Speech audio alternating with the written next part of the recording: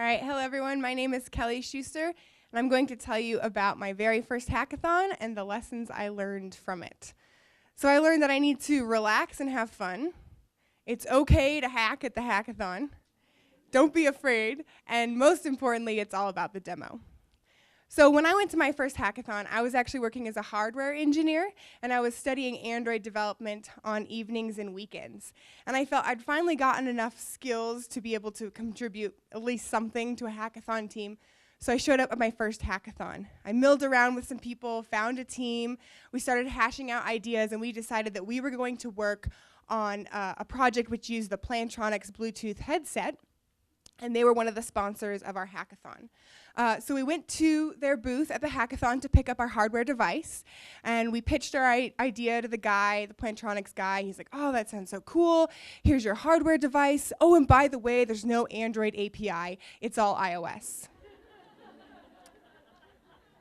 So my team members, who were primarily web guys, they turned to me and said, okay, is that okay, Kelly?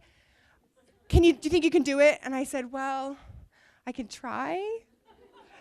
But then we had a good heart-to-heart with my team members, and we kind of all went around the circle and said why we were at the hackathon. And it turns out everyone was just there to learn and have a good time, meet some people, get some free pizza, maybe some free beer.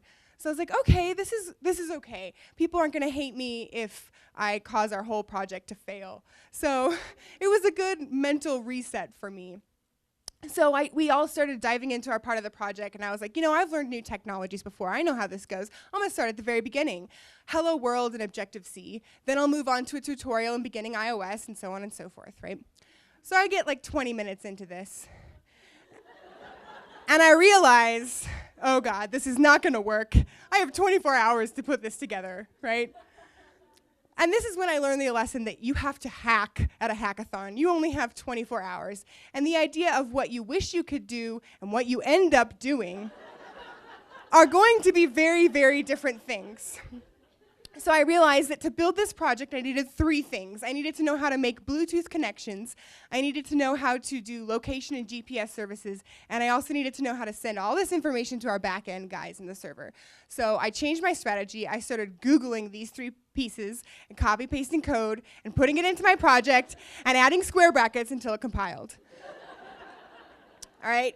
And this brings me to my next point, right? When you are at a hackathon, they say, oh, you're building an MVP, a minimum viable product. What you're really building is a minimum demoable product, right? You have to have something working at the end, and no one's looking at your code, so you have a lot of leeway with what you do to your code. So when you start out the hackathon, we had this great feature set that would have been pretty reasonable to do in 24 hours. But as time went on, we had to start hacking off features, kicking them out the door. Hackathons are crazy. You never know what's going to happen. The Wi-Fi could go out. Your iOS developer might not know anything about iOS, right? So you have to plan for these things.